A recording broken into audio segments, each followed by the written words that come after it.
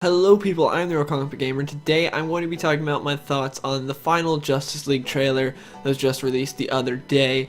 So let's get into it, starting off with the beginning showing Clark in a sort of just a dream from Lois, and I thought this was a good way to let those people know, the very casual fans, that hey, Superman is going to be in this one, but we're not going to spoil the reveal of when he comes back and everything. Not going to spoil, like, maybe he's got a mullet and a beard and a black suit.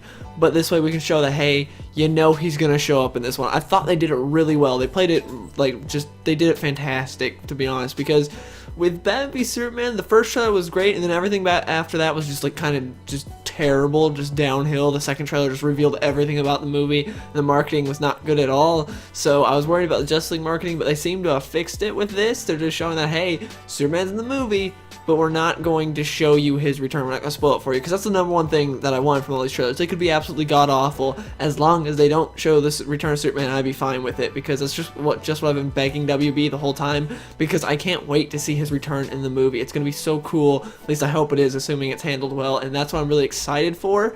So to see this in this trailer that they didn't spoil it, it's great, because a lot of other movies do spoil it, that like, hey, here's their first appearance or return or whatever, like with Wolverine in X-Men Apocalypse or with Spider-Man Civil War. It was kind of spoiled, but we saw it and it's like, that kind of takes it down a little bit, that takes it down a peg. But Justice League has not spoiled it, thank God. But there is still time, even though there's no more trailers, if they do like Marvel, because Marvel generally, their trailers are great, their marketing for their trailers are fantastic, and then they do about 27,000 TV spots that just spoil everything. That's why I always steer clear of Marvel TV spots, so I'm hoping DC doesn't do the same thing. But yeah, that moment with Clark right there, just Lois dreaming about that, I liked it. I thought it was handled pretty well.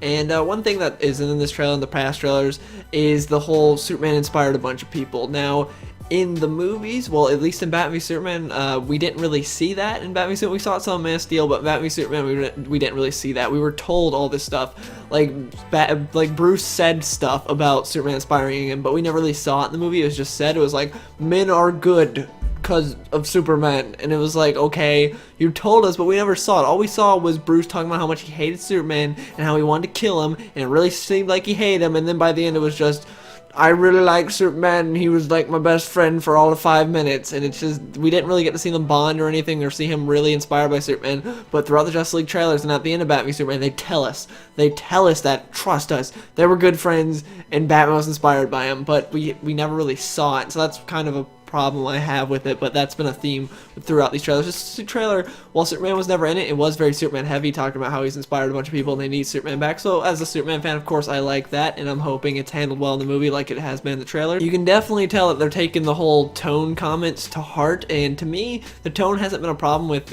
any of the DC movies. Like, my tone wasn't my problem with Batman v Superman. I think that movie is terrible, but not because of tone. I think tone was one of the things I was fine with it. I was fine with it. I know a lot of people think it's way too dreary and like, they don't smile enough, there's not enough color, all this other stuff. Well, now there's plenty of color. They show pretty much every character, well, every one member of the Justice League smile except for Cyborg. For some reason, I get why he's all dreary, because he lost most of his body, but I'm saying Cyborg in the comics is generally a bit more of an upbeat character. I'm hoping he's not drab and dead throughout the entire movie, but if he is, it does make sense, because he lost everything. So I could understand that if you're just suddenly a cyborg, you're dreary about everything. But as an audience member, it might be a little boring to just see this guy that's just deadpan the whole time, and just like, why is he even on the Justice League? For diversity. That's why we know why he's on the Justice League, because Cyborg makes no sense on the Justice League, but that's the whole reason. They could have chose a better character for diversity, but they chose Cyborg because it seemed like they had no clue who to choose. They're just like, we need someone to make everything diverse, we'll choose Cyborg. And I'm talking about in the comics, because obviously they're doing this off